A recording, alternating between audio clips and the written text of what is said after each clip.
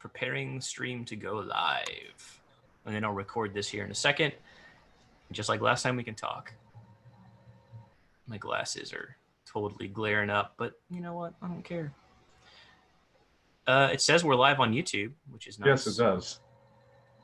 All right, copy streaming link.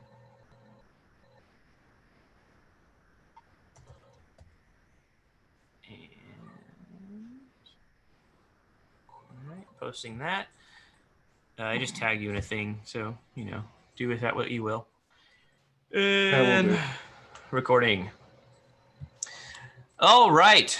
Well, today I am here with Ian Weiss again, and Weiss. Today I'm here with Ian Weiss again, and you did that last time too. I know. Last time was half on purpose. Actually, this time it was totally just like. Okay. Well, today we're going to be talking about modern music. Now, for me, modern music really kind of basically it begins at like the turn of the 20th century. There's some late romantic guys that kind of dip into this modernist kind of thing. But I really see like Wagner as kind of the end of the romantic era. Like what he thought that he was doing was this new thing, but really he was like the end of an older tradition.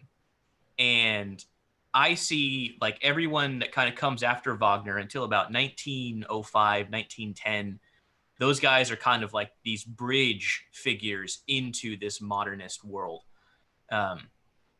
So I don't know. What are your thoughts on kind of this late romantic, early modernist blur?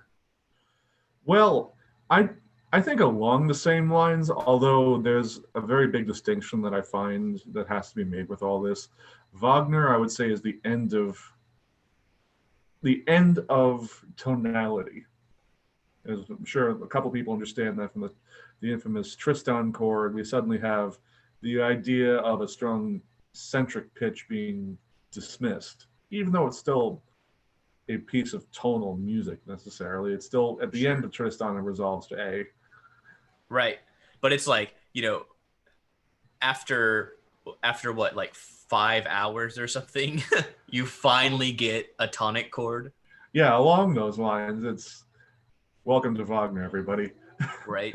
That's one of the things like the ring cycle, it's like you don't get a tonic chord until like 4 days into it. Yeah, 14 hours of opera, right? And then you finally get a tonic chord. Right. But we've stretched tonality to the extremes, and suddenly we have nowhere to go. Like, what else is there to do? So I can see what you mean with the idea of bridge figures. You have people like Mahler, who started pushing the envelope quite a lot more. He started adopting some of the principles that we'll talk about in a little bit. You have Debussy, who, he hated theory. Debussy did not like theory at all, so he did whatever he wanted to. And whatever sounded good. Yeah, whatever sounded good. Pentatonic stuff, gamelan-inspired stuff, Asian-inspired stuff. Right. And it created a personal harmonic language and then kind of led to imitators in the French style. But then you have the serialists, the ones who actually are trying to take after the Brahms side of things and preserve German music. That's sort of the irony behind what we call modernity.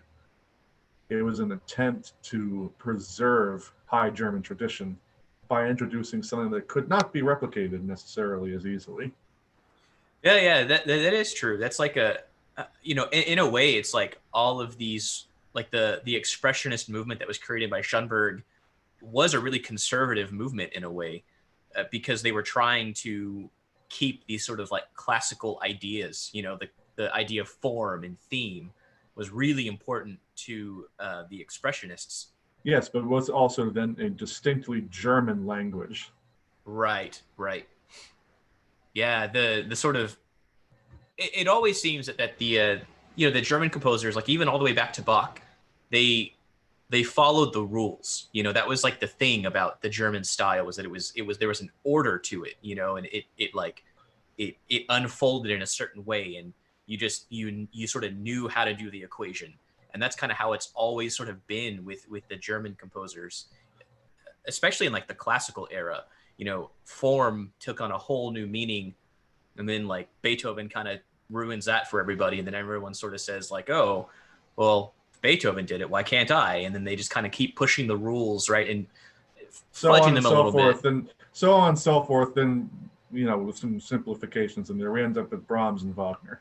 Right. Which I talk about that in a different lecture with my class. But then post Wagner, there's so many people that are like, well, what do we do next? It's like you said, we have a 14-hour opera. Like, 14-hour where do we opera go? comprised of four operas that can only be done once in the world at any time because it's so demanding. Right. And for an artist, it's like, what do you do after that? What's the next step? Yeah, the next step at that point is, well, if you've already hit the end of the tool set that we have so far, we got to start doing our own thing. Right. And another sort of talk that I had, we kind of discussed this idea with the Romantic composers, and it was kind of this way a little bit in the classical era too, but mostly this starts in the Romantic era, as far as I know, of just this idea of like composers kind of want to one up each other, and it's like, I can do this more, I can do more of this, right? Which again, it's like you get to Wagner, and Wagner like, well, I'm going to write a 14-hour opera, and we're only going to resolve at the end of it, right? And then after that, all of these composers are like, well, how do we do more than that? And it's almost like certain composers start to just break away from that completely. And they're like, well, the only way that we can do something different is by doing anything else, right? Like the rules essentially no longer matter. And well, it's not so much that the rules no longer matter, it's that the rules that we've used up to this point have reached their natural conclusion. Well, yeah, right. Those rules still exist.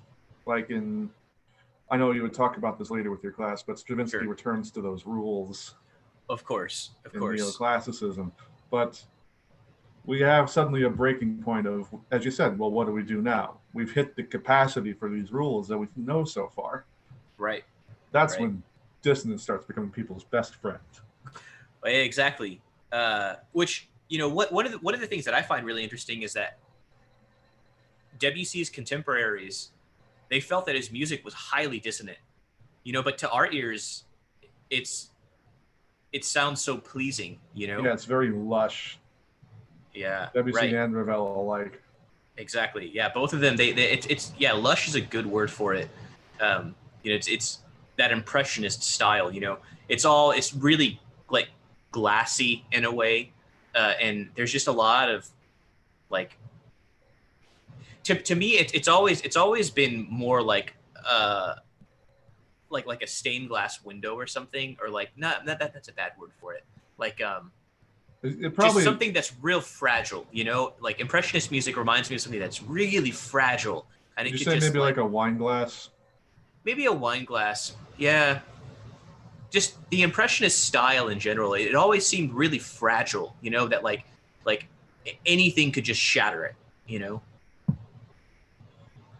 Yeah, and that also has a lot to do with their orchestrational style, but that also is the fact that you have a lack of a tonic center.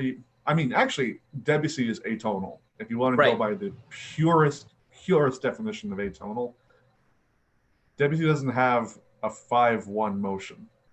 Right, really. There's nothing tonal about his music. There's no progression there's no strong progression that follows the rules. Exactly, right. See, I feel like Debussy was more interested in like the colors that he was getting. With Debussy, he's one of the first people, or the first examples, at least in that I see historically, that is starting to experiment less with like the rules of it. How does the tonality work, and more so like what colors can I get out of this ensemble? What colors can I get out of this instrument? Whereas, and I say that ends up defining France for at least 50 years or so. Right. And that really is like a French idea in a way, or at least that's what it seems to be historically, because like, Berlioz was a couple decades before Debussy, and he was very much of the same idea. He wanted to create the sense of programmatic music, telling the story with the fantastique. right. Well, And the thing about his orchestration is that it's real colorful, you know, and you can kind of see in Debussy's music that, I'm sorry, in Berlioz's music that he's starting to experiment with like the colors of the ensemble more so than like the actual pitch material, and I think that carries on into the sort of French tradition. yeah, which is where the fragility comes in, because as I said, the first thing that comes to mind when thinking about French music of that idea, why it's so fragile, is the orchestration. Right. It's very, very personal stuff, and it's like you have violins outre with 6 parts interlaced within one line. Right. And there's kind of so much that just happens with the orchestration, right?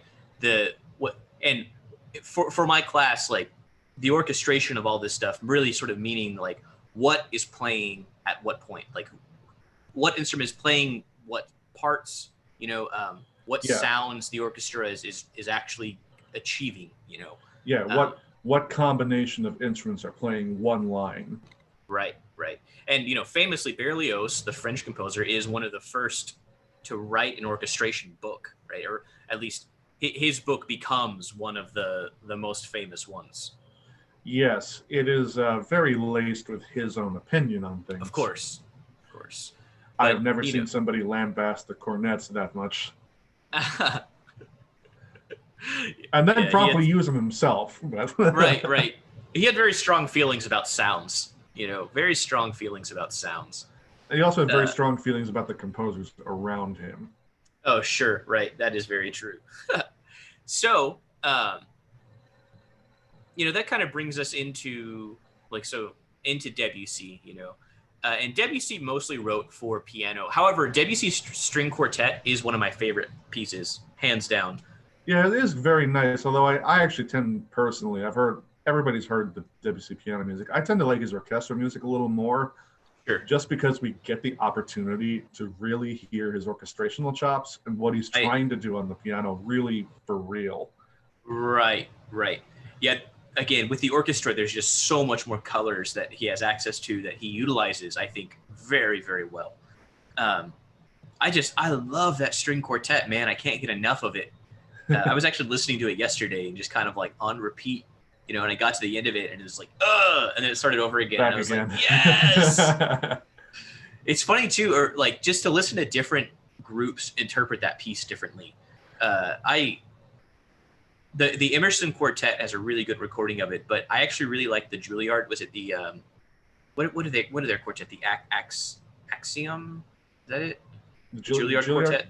Well, they are just called the Juilliard Quartet. Okay. There is one recording. I thought they had a name, sort of an A or something. No, maybe they've changed their name from what I remember, but I remember it being the Juilliard Quartet. Right. I mean, they are the Juilliard Quartet, but they have a recording of that piece also from, 2015 or something, 2012. I can't quite remember. That's also it's really good. I think those are some of the two best recordings that I found: the Emerson Quartet and the Juilliard Quartet of that piece. Now, Debussy really is. I mean, there are other French composers of note, but as far as my class is concerned, there's Ravel, which he needs. Right, Ravel comes a little bit after Debussy, but very much takes up after his. Oh, of ideas. course. You know, Ravel is a little bit more like refined in a way, because I feel like with Ravel, there's a little bit more form. He cares more about tonality, right? He has a lot more like cadential motion, 5-1 kind of happening.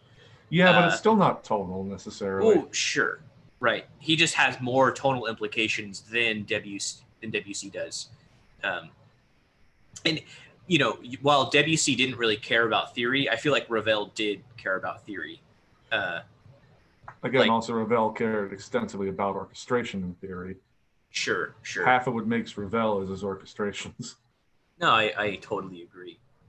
But those are really the two French composers that kind of take us into the 20th century.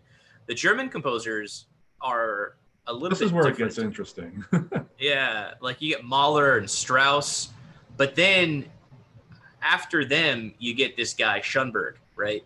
Now, Mahler and Strauss, they are, as far as I can tell, like taking what Wagner had done and then just kind of like stepping over the line, you know, like they care so much about telling a story, right? That the rules of the music are secondary to the story. However, they're a little bit more like classicist in a way than Wagner was. You know, they cared a little bit more about form, for instance. Well, I think that depends, at least in Strauss, what you're dealing with, because this is the same composer who went from Salome and Electra to Der Rosenkavalier within the span of a couple of years. Right, right. So I just I just wanted to temper your comment on Strauss that way, Sure. because he is a very contextualized composer. But Mahler, I would say, is definitely more of that line. Mm. A lot of what got into the end of Romanticism and this change into modernity was a reaction against something that happened progressively over time in the Romantic period. It started being personal composition, personalized music, what you wanted to write and how you wanted to one up somebody else and how you wanted to do things. Right. Now, the danger of that and what led to its end is that personal compositional angle leads to a lot of self-indulgence. Yeah, right, right. So in people like Mahler, you'll get pieces that are extremely self-indulgent. Yeah, no, that is very true. It's just, it's like, honestly, I find Mahler and Strauss's music just really hard to listen to. Same with Wagner, man. I find it really hard to listen to because it's just, it's like too much, you know? There's there's there's just too much happening, and like it's overwhelming in a way. It's Yeah, I find it. it's overwhelming, and a lot of times it's conceptually massive for the sake of being massive. Right. Yeah, there was that idea in the romantic era of just like more, right? More, which again it's like composers trying to like one up each other in a way, you know? And again, you get to Wagner and he's writing these like day-long operas, and you know, that becomes the norm, right? Is just this overindulgent, excessive like thing, which you know that sort of I feel like characterizes the whole romantic era in general. It's like everything was overindulgent, everything was excessive, and you know that sort of mentality carries on a little bit into the 20th century. Yeah, because you have But people like like society, you know. yeah. Before we move on, I just want to say you have like Yeah. Mahler, who does the Symphony of 1,000, Mahler 8, which is supposed to be 1,000 people on stage, and between Right. the orchestra and the choir, people have done that, and it sounds awful. Oh, I imagine it's like it gets to a point where you can't even control the sound. Like there is to me like there is no way one single conductor can actually control that sound, because like logistically, you know, to have 1,000 people on a stage is like that's a logistical nightmare, you You're know? filling the hall with just the orchestra and choir. Right, right. And like the, there's nowhere for that sound to go, you know? Like it just it's too much sound for the space. And It's everybody has a little bit of a pitch change in any section, as anybody who plays a lot knows. right. So you have, let's say, 100 first violins, and every single one of them It's is just a slightly little, different. yeah, right, right. So it creates this, I imagine it creates this weird like spectrum effect where it's like the people in front, like as they go farther back, you know, it's like the farther back you get from the front, the more out of tune you're going to be, because like you in the back can't hear the first violinist, so you got to rely on the people up here who are like listening, but they're like listening to you and the first violinist, so it's like it just becomes this chaotic mess and like a Yeah, soup of sound. yeah. Then you have let's say you have an E flat, then you have 100 people playing that E flat, and the instruments are all different. One's hotter, one's colder, one's slightly more in tune, and slightly out of tune. That one E flat becomes 3/4 sharp in each direction. Right. And it's just like, instead of being like a single pitch, right? It's like it's actually like a ton of pitches all happening at once, and you can't really even distinguish like what the sound is. There's just it's too much, right? It's just way too much. And that is, of course, I'm using that piece as a microcosm of the Romantic theory, because I wanted to go back to the point you were making before. Society in the 20s starts getting to be too much after the First World War. You have a boom in an economy, and you have suddenly people who have tons of money doing whatever the hell they want to do. Right. As my students are apt to say, I guess today, that is extra. Everything about this time is extra.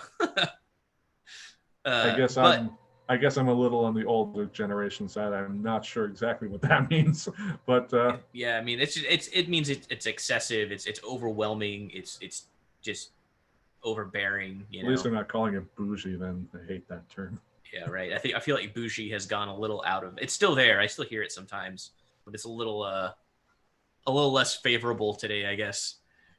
So, like all of that stuff leads into this new era of art in the 20th century. Yeah, I glossed over a specific point. Oh, sure. We have a big change in how art is created. Right. Right at this little year known as 1914. Right. That's a turning point in music, like in art in general. I don't know. Why don't you just elaborate a little bit more on that? Yeah, and I bring up the point 1914 because that's a turning point in the entire world. We suddenly have the world's first mechanized conflict of nation states in alliances fighting each other for no mere reason than they're fighting each other. Right. Yeah. Essentially, like, this is World War One. Yeah, we are in World War One. They called it the Great War back then, the war to end all wars, as we know, which is right. That's what they thought it was, at least. Yeah. Right. Did not live up to its name so well. But in the conflict, you have massive atrocities that are reported back home, committed by all sides. Right. The world becomes very bleak because we all learn that we're capable of the same level of destruction that we all blame the other person for. Right. Everyone finds out a lot about themselves, I feel like, after, like, from World War One. Society, like, a bunch of people across the world basically figure out that, like, you know what? Maybe we're all the same, like, disgusting creatures, actually, and we're all capable of doing these, like, horrific things. And they're like that could be a whole nother, like, talk just about World War One, but how that affects art is it's really important to understand that, like, World War One had a huge effect on art, because basically, like you said, it's like we figure out that we can commit the worst atrocities, right? And we learn of these atrocities. It's not just something that happens and then we find out about it later. It's immediate. Right, exactly. And, as a result of all of this, it's like Europe just gets burned down, essentially, right? Like, World War One burns down Europe, which is, they had basically just recovered from all of these social revolutions of the 19th century. And then, like, their empires decide that we're stronger than you are. No, you're not. World War One. And then World War One happens. So basically, like, Europe gets destroyed, and all of these artists and composers are like, hey, you know what sucks right now? Life. Why do we need to create art that is, like, happy? And so, like, they create a bunch of art that's, like, really indicative of just some bad stuff, the world becomes a very different place. art stops being about representation of just beauty. Right. Art And becomes a representation of a spectrum of things. right, right. Because art captures real life essentially, and that's they go back to this sort of like view of like the purpose of art is to kind of like capture the reality around you in a way, you know. uh and we get all of these completely radical movements in art. In music specifically, we get all of what my teachers called the isms. You know, you get expressionism, started kind of off with impressionism, right? But then World War One happens, and then you get expressionism, you get primitivism, you get sort of serialism, Atonalism. atonalism, right? You just get all of these isms. And later on in the 20th century, you get like minimalism, you get pandiatonicism, right? And all of these things that just it seemed that like the 20th century, they cared so much about categorizing everything. Like everything had to fit into this neat little box, right? And like once it fit into this neat little box, you can do whatever you want with it inside of this neat little box, right? But it's but like you can't break out of that little box. Right. If you're painted as a serialist composer, hi, I'm in this box here. Yeah, this is right. my world. This is my world, and everything outside of this box is bad, right? Everything outside of this little serialist box is trash. That's like, which is kind of like what a lot of them believed, you know? It's like if you weren't writing this highly dissonant, highly expressionist music, then like, are you even writing music, bro? You know? And then consequently, the same thing happened on the French side. You have people, I know we're jumping a little ahead, but you had people who were taking you after Stravinsky's pandiatonicism, and they go, hi, this is my box. Everything that I'm going to write is right in this nice little box. And all the serialists are evil people. Right, right. And so, you know, it's almost like the feud between like programmatic and absolute just becomes this like feud between dissonance and consonance, you know? Pretty much. Or at least how you approach dissonance and consonance. Well, yeah, right. You know, so for instance, like Schoenberg. Except for one guy. Oh, which guy? Charles Ives. Oh, yeah, right. Well, you know, we can kind of get into the difference between like the European and the American composers. Actually, I would like to talk a little bit about that. Well, when I proposed that initially, I was talking about like today. Oh yeah, no, I know. Like, I definitely want to talk about that. So, you know, we really have only talked about European composers basically up to this point, as far as even my class is concerned. But you know, in the late 19th, early 20th century, the Americans start to become more prominent in the artistic world. Now, one of the big factors of European art was the fact that like World War I basically just burns down Europe, right? But for the Americans, this like late 19th century art that was being created was a direct response to basically the Civil War, right? The Civil War happens, and America like, burns down in certain. Well, yeah, areas. America burns down in the Civil War, basically, and so we have that whole Reconstruction era, you know, and like we get composers like Ives and Cowell, and they sort of establish the American tradition of music, which I think starting is with Ives, yes. Right. Ives really was the later. first. Ives really was the first major American composer. You know, you have like Stephen Foster, who was like this sort of 19th century songwriter, right? And this But stuff is the really American- good, but it's more popular on that end. Right. It seems to be like the American composers for a big chunk of America's history were basically just pop musicians, right? They wrote like parlor songs or you know, folk songs basically. And or character pieces for piano, like Louis Moreau Gottschalk was famous for. Right. It's a contemporary of Liszt, right? Yeah, except he was also known more as an American traveler. He went to like Puerto Rico and did souvenirs of Puerto Rico. Right. Postcards of Puerto Rico, just, you know, things that evoked sort of a Latin American meets Louisiana style. Right. You know, something that's always been really funny about that to me is that as far as the Europeans were concerned, you know, they get really into this idea of exoticism, and like like America was like this highly exotic place, or like the Americas, was just this highly exotic place to these composers. There was one opera, I can't remember the name of it right now, but it was set in like the desert landscape of like Louisiana or something. It's so bizarre. Like it's like this French composer's view of like Louisiana, and it was this like desert landscape when there's like cowboys and stuff, and it's like not what you imagine when you think of Louisiana at all, but that was like their view of it. Yeah, I mean, well, that's also just not understanding some of the subjects, but that's the double-edged sword of exoticism. But Yeah, that's right. another talk. Right. Anyway, so the American composers, though, like Ives, I want to dig into Ives a little bit. He was really one of the first of the experimentalists, I think. And when I say that term, I'm like not meaning like, oh, he's experimenting with like harmony or form. It's like no, he's experimenting like experimenting, like what happens when I take two ensembles and have them play different pieces at the same time? Like, what does that sound like? This is one of my areas of expertise, so yeah, that's man. why I wanted to bring him up. By all means, talk about him.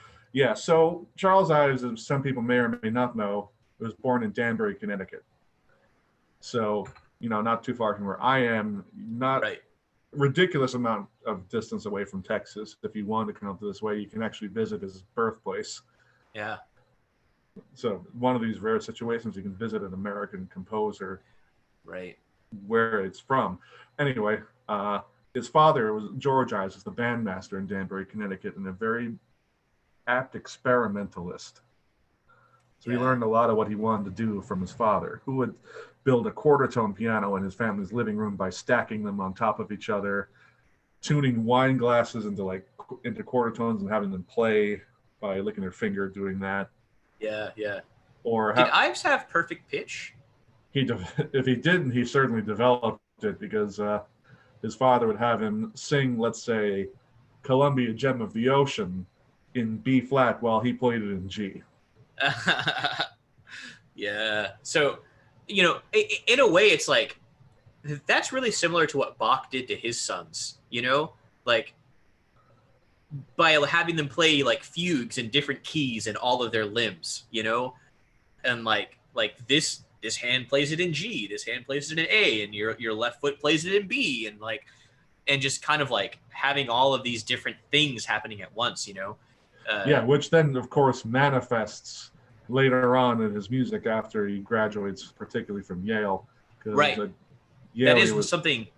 So Ives was was he the first class to study music in Yale? Because I know he was one of the first. I'm not sure if he was the first class though. I don't recall him being the first class of people to study at Yale. Well, not just Yale, but Yale music, right? Because like the music program was really new still when Ives was there. I don't think he was the first class of Yale, but I think he was among the first. Yeah. I do know that he goes to Yale really early on, and because he also got in for business and took composition lessons anyway. Ah, okay. I didn't realize that. I know that he went to Yale. I thought he went to Yale for music, but he just studied music at Yale. He studied music at Yale, and he went there for business, which is why he ended up in the insurance business. Right. That's one thing about Ives. How I always thought was really funny is that he writes this really experimental music, but it's almost like he knew that no one was gonna want to do it. So like he had to do something else to fund all of this crazy stuff that he was doing. So he sold insurance, and that was like his day job. Not only did he sell insurance, well, that's a little simplicity. I'm gonna make it a little more complex. Yeah, man. He formed a company with his friend Julian Myrick that he met after moving out from Yale to New York City, called Ives and Myrick, which is, I believe, now part of MetLife. And because of his business experience, he was able to revolutionize the insurance industry. Revolutionize, not just, I'm selling insurance. Ives changed everything about how it worked. Nice. Myrick handled the business side of things, but Charles Ives specifically wrote pamphlets and instructions to his insurance salesman about how to sell it to people. Ah, interesting. So he was sort of a salesman more Yeah, so than anything else. because before Ives came around, the insurance industry was that, oh, we assume that people know why they need life insurance. They're going to come to us and they're going to buy life insurance. Right, right. Then Ives turned it on its head, saying, well, here's a bunch of information about why you actually need life insurance. And these insurance agents are going to talk to you about why you need it and provide you these pamphlets to tell you this is why you need it. Not just, Yeah. oh, you need it because we know you need it. Man, the power of the written word, right? Like, here, read this pamphlet about why you need this thing. All of these things that make it sound so much more important than what it might actually be. Yes, but it worked because he Right. amassed a massive fortune for himself. Yes, he did. You know, he amassed such a fortune that he was like he was able to become sort of a benefactor to that other guy I mentioned, Cowell. So, are you familiar with how they met? I've heard the story, I just don't recall off the top of my head. I remember there being a concert involved with it, but So basically, like what I heard and the story that I read somewhere along the way was that the very first time they met, um, Ives was on like a hike or something. He was going camping, something like that. He was in the wilderness. He was like hiking, and he just stumbles upon this kid who like was there, and that kid just turned out to be Henry Cowell, and they sort of start to talk, you know, and they start to hang out, and Ives figures out that this kid is kind of a genius, and like he was entirely self-taught. That was the most interesting thing I think about Cowell is that Cowell never had a formal education until he went to college. Right? He just read. Cowell just liked to read books, you know, and he taught himself composition basically. Right. He had taught himself literally everything. He taught himself how to like do arithmetic, how to like. He taught himself philosophy, and he taught himself composition, how to write music. And Ives recognizes this sort of talent in this kid and basically like puts him through school. Like he pays his way through school. And Cal, I believe, went to Stanford. He went to the Stanford music program. Yeah, that sounds right. And Ives basically just paid for the whole thing, you know? But while at Stanford, Cal makes these crazy discoveries about music. He writes that book. What was it? I have a copy of it. What is it called?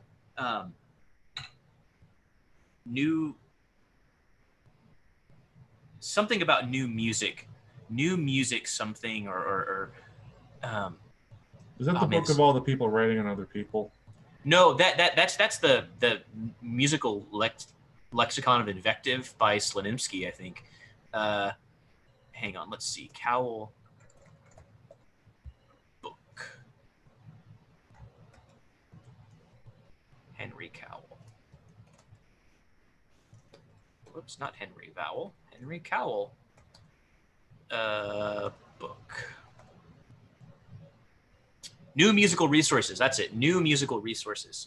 Okay, because I also knew he ended up creating the publication of the New Music magazine, where he published scores as well.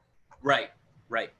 His first book though was pretty important actually. He wrote it in 1930. Right, just to give a timeline for all this, you know. Ives is sort of like late 19th century, early 20th century. So he's like this American bridge figure, right? But although he lived until 54, he stopped composing in 27. Right. So anyway, Henry Cowell writes this book called The New Musical Resources. And in this book, he talks about all these different ways of thinking about music. He talks about some like American traditions. He talks a little bit about the American tradition of shape singing and how you can use notation to create different ideas of sound and whatnot, which is something that a lot of composers now have taken to heart, you know. John Coliano. Is that talking about shape singing or shape note singing? Shape note singing, right? He talked a little bit about that, but then how that idea can be utilized in composition. And he also talks about how what's called the harmonic series, right? And how basically inside of one note, every note kind of exists, which is why Like if you have one note, you have actually a spectrum of other notes that combines to create that note's sound. Exactly. Is he the one that calls it chroma? I can't remember, but I know that that's the term now that's widely used. A lot of people call it chroma, and that goes back to even the Greeks. Okay. Now, when I say the term chroma, I'm talking about the particular qualities that make a note sound like a note, right? So, in Western music, right, we are basically have a 12 equal pitches, right? 12 pitches, and each of those pitches has a particular sound, right? And we call them particular names. And chroma relates to why that one pitch sounds like that one pitch. It's a lot like why green is the color green, hence For color. example, green is a combination of some form of blue and some form of yellow light. Right. Reflected back to you. Now, in terms of color, we only get 3 primary colors, right? But in terms of like pitch, the way that the West has sort of worked it out, it's like we get 12 primary pitches, 12 primary colors in a way. And how high or how low that pitch is, that particular pitch, is sort of also related to how dark or how light that pitch sounds. That's the way that I've been thinking about it lately, at least. Yeah, it's also like if you want to get deep into it, if we're going back on the colors idea, there is, let's say we have a pitch B. That B is comprised of the B itself, the F sharp above it, the B above it, the E sharp above, then the E sharp, D sharp above it, the F sharp above that, the A sharp, the A above that, so on and so forth.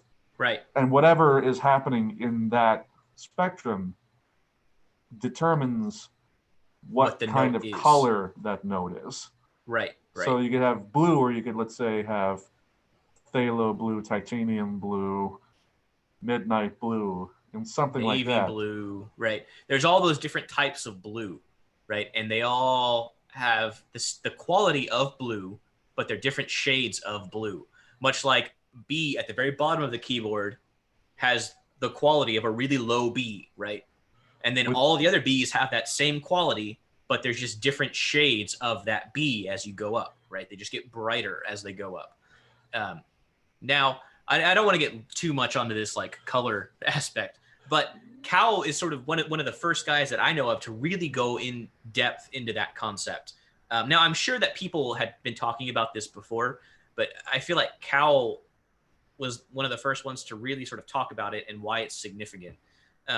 And does he present the idea of the Under series as well? Well, that does that comes later, doesn't it?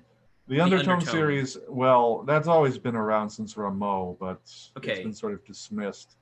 That's a discussion for another time, I think. Yeah, right.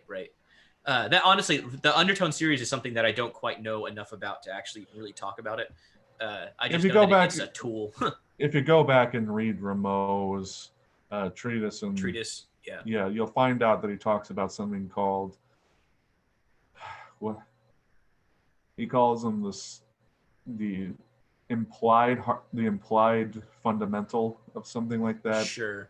And that actually is really the foundation of the Undertone series. Yeah, it's something I need to go back and look at. Yeah. Now, I want to talk a little bit more about Cal, though, because I find Cal and Ives actually both to be extremely interesting composers. So we have 2 examples of their music in my class that we listen to. Ives is I always just call it General Putnam's Camp, but you know the actual title of it. What is it? Putnam's Camp, Reading, Connecticut, from 3 places in New England. Yes, it's an amazing piece of music, man. And the best way that I can describe it is, what happens when you are standing in the middle of a battlefield and you hear 2 different camps like happening at the same time, right? Do you actually know that's a programmatic piece of music? Yeah, right. It's really programmatic. It's highly programmatic because essentially he's trying to outline like 2 camps across a battlefield, No, actually, have you seen the original score? The score actually prints a story in it. Oh, really? I didn't know that. Yeah, so you probably have never actually been to Putnam's Camp, but you can go there right now. Mm. It's well, not right now, but I mean, well, You know what I mean. So General Israel Putnam was, if I remember correctly, a Civil War general who Mhm. had a lot to do with music, and he had a lot of performances that occurred within his company. But his camp in Reading, Connecticut, has become sort of a performance ground for like a picnic ground and a national site, but also back in the day, it'd be a place for amateur bands to come and perform in little competitions for one another. And so the Putnam's Camp Reading, Connecticut piece actually tells a little story of a young boy who comes to Israel Putnam's camp on one of the band days to hear all the bands play games, sing whatever he wanted to do. He goes out into the forest and takes a nap under a tree where he has a vision of the soldiers marching behind Lady Liberty to war. He wakes up and then returns back to the camp reinvigorated for the spirit of what actually is going on, and has more to do with the meaning behind it. Right. So, I mean, this is actually a highly patriotic piece of music. It just sounds like something that a lot of people have never heard of before. Because why it's interesting that you use the term patriotic, because there's a lot of patriotic tunes that are quoted within it, like American popular music at the time. Well, yeah, right, exactly. Like there's the Yankee Doodle, I think, is in there. There is, was Stars and Stripes in there as well? The Sousa. Let me go to the Sinclair catalog. Well, I don't want to get too wrapped up into this right now. Well, but I want to do it for my own sake now. Fair enough. Well, so while Ian searches for that, these tunes, they were a huge part of American life at this point, right? They were essentially folk songs, right? These sort of like patriotic tunes, or things that we sort of associate today with like patriotism. The reason that they kind of have that connotation is because of like what Ives had sort of done with these, and sort of what these things meant to soldiers at that time. Now I can't remember off the top of my head exactly what is in that piece, but when you go to listen to it, like, you will recognize some of those tunes. I have all the ones that are in here now. What are they? For the record, there's this service provided through Yale called the Descriptive Catalog of the Music of Charles Ives, compiled by Jim Sinclair. Okay. And the borrowing from the second movement is Arkansas Traveler, The Battle Cry of Freedom, The British Grenadiers, Hail Columbia, Marching Through Georgia, Masses into Cold, Cold Ground, The Star Spangled Banner, Street Beat, Yankee Doodle, The Liberty Bell March, and Semper Fi March. Yeah, right. So he quotes the national anthem, he quotes Yankee Doodle, he quotes and all British of these other tunes. Right? Throughout the whole thing. That's really interesting. All of those quotes have to have some significance too. They have to be significant to him in some way. Oh yeah, the only reason that I would put these quotations in is because he's actually making some form of commentary about the piece, either in which he's writing it into or on the original. Right. So Ives creates this sense of experimentalism in American art music, basically. And that sort of solidifies the modern position for America, basically, is that America is highly experimentalist.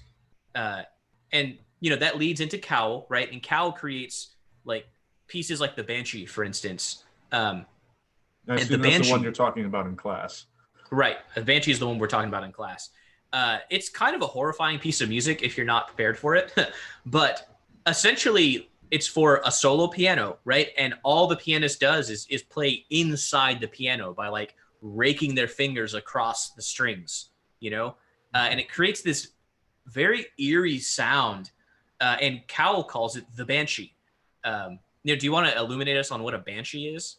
Yeah, so a Banshee is based on an Irish folkloric idea of that a haunting woman, essentially ghost, will go around the different highland areas in Scotland and Ireland, shrieking from the high heavens. Right. and her scream like will kill you. Like that's the thing about the banshee is like if you like hear the scream or something, like you're gonna die or something like that. Um, Yeah, some say you die in the process of hearing it. Some say once you hear it, it's almost like the stamp of death upon you. right, right. Uh, for any of my students that play like RPGs or anything, like I'm sure you've encountered a banshee at some point in a video game. It's usually the scary looking ghost lady that screams at you. That's a banshee. Now And it's bad this news when you see one. yeah, bad news bears. uh, Or so if anybody's been to Kings Island, there's a roller coaster called Banshee there too. ooh, bad news banshee, I guess. Um, so these experimentalist ideas really set the tone for what American composers are going to do for like a while. Well, there's a And second strain of it being Aaron Copland and Leonard Bernstein, that crowd. right, and they experiment in a different way though. They are like they are trying to create more of like a programmatic. I mean, maybe not programmatic, but like with like I Aaron Copland and Bernstein, it's much more like a genuine sound. It's not like just how weird can we get with it. It's like what can we actually do with these sounds? I tend to think of Copeland as trying to develop a sense of Americana. Yeah, Like right. I see that. what if you were to say the word American Midwest? Right, right. Particularly with that piece, Fanfare for the Common Man, that sort of like to wide open spaces kind of thing, It honestly, it always reminds me of a rocket ship taking off. Like Fanfare for the Common Man, I just associate that with like the NASA space program for some reason. Well, there's also another connotation to that piece I'm sure you're aware of. Uh, Enlighten us, or if you don't Aaron want to. Copland was basically a communist. Sure, right, right. That is something that, yeah, we don't talk about that much in my class actually. But Aaron Copland was, for all intents and purposes, like a communist sympathizer. Didn't he That's also? why He would also. They would host like parties in their, like host private parties with like all the artists and stuff in New York, and have all these like bougie philosophical talks about like communism and like I don't know. It's yeah, I think one of the greatest ironies is that like they would actually be like one of the first people to have been killed in a communist revolution. yeah, because if you actually look at what was being produced over in the Soviet Union at the time, right, it had to be folk music. It had to be something that the people could understand, and if you did something otherwise, right, they killed you.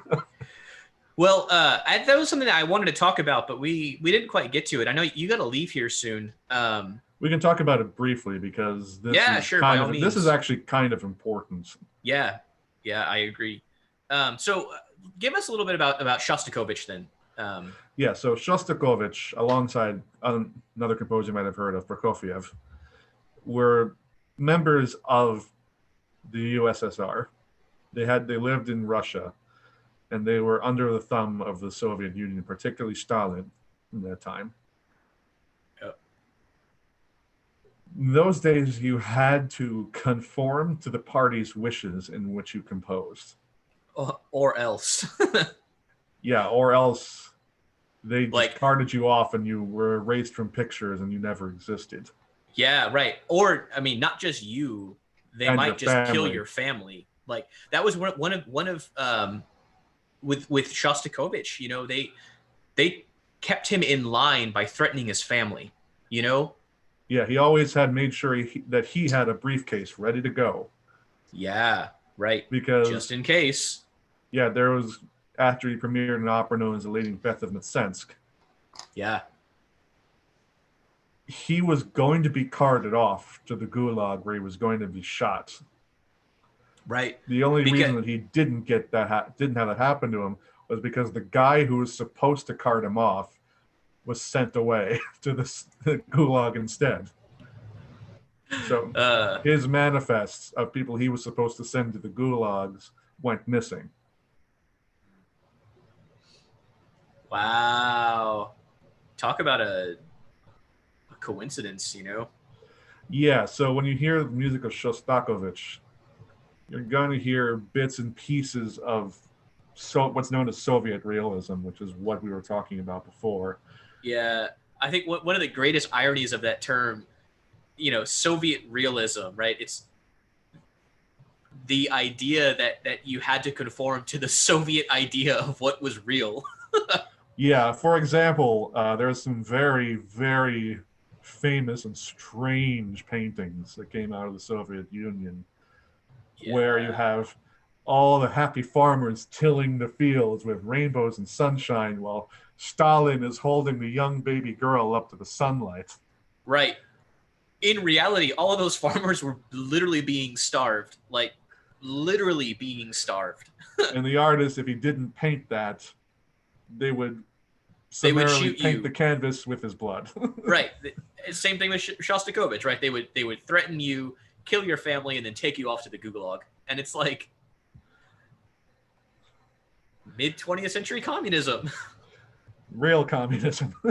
Yeah, man. Anyway, so that was kind of the dichotomy really between the East and the West at that point. Like the 20th century really starts to see a lot of change in societal makeup. Yeah, so if you want to think about it in broad spectrum, you have the West, which is experimenting with new ideas and new sounds. Right. And the Soviet bloc, which is not. Right. And you know that kind of stems from this sort of post World War II idea of like it's hard to talk about some of these things without sounding conspiratorial, but it's like there's actual documented evidence of this, you know, like for instance, like post World War II, the CIA starts to sort of fund all of these like really avant-garde art programs because they start to realize that like if the people can't sort of like gather around works of art and create a national sense of pride, then they can't be like utilized to have another Nazi party, basically. Because one of the things that like Hitler had done was like he used the traditions of Germany as this sort of like Nazi pride kind of thing. So like the music of Beethoven, the music of Mozart, and particularly Wagner, like get used to create this sort of sense of national pride. And also Karl Orff thrown in there too. Right, yeah, right. That's a whole other bag of worms. But all of these composers, they're used to create a point at which all of these people could rally around, right? And it sort of is a way of like just hyping them up, you know, and getting them to really instill that sense of national pride, and that like this was your culture and that this is the best culture, right? And so post World War II, a lot of these governments start to look at the way that art was used, and they take a very different view of what art kind of should be. Except the Soviets. They sort of actually follow lockstep. Yep. You know, as much as Hitler and Stalin hated each other, they shared a lot of the same like pathways in a way, you know? Yeah, where that leads us into today, sort of, where Europe has had such a drastic shift in a reaction against what happened in the late 30s and early 40s. Right. Thanks to the Nazi Party and its use of art in that regard to further totalitarian goals. I'm going to steer away from calling it nationalistic goals because it's not quite the same. Sure. When I say nationalist, I was talking specifically about how Hitler was using like these pieces, these works of art to instill this sense of just national Germanic pride, right? Yeah, that's also furthering the totalitarian principle. Right, exactly. Which that is like their true end goal here was to sort of maintain this totalitarian control over this mass of people, right? And they used certain ideas to achieve that. So then what happens in Europe is they start reevaluating their position of, well, people have suddenly used this form of art that we have previously created as a means to control the population. The Romantics, you know, the Romantic composers and artists, they were so so enthralled by this idea of national pride, right? They were like, especially the French, man. The French, they were like, we are French, and we want everyone to know that we are French, and we will cut off the heads of anyone who is not French. Pretty much. Yeah. Anyway, so I know you got to go here. Any Yeah, sort of closing thoughts? I'll leave it with this last comment. So what happens then is that Europe decides that they're going to go 180 and try to reinvent the wheel by making music in totally different manners, or by making shock art, which is now why in certain situations you'll have classic operas being presented as, let's say, bloody, naked, lesbian Nazis. Yeah, right. It's like, how much more shocking can we get? That seems to be like the mantra of the 20th century, is how much more shocking can we get? There's much more to discuss, and I'd love to come back and talk about this again. I know, but you got to go, man. Anyway, thank you, Ian, for hanging out. I'm going to go ahead and stop the stream now. Goodbye, YouTube.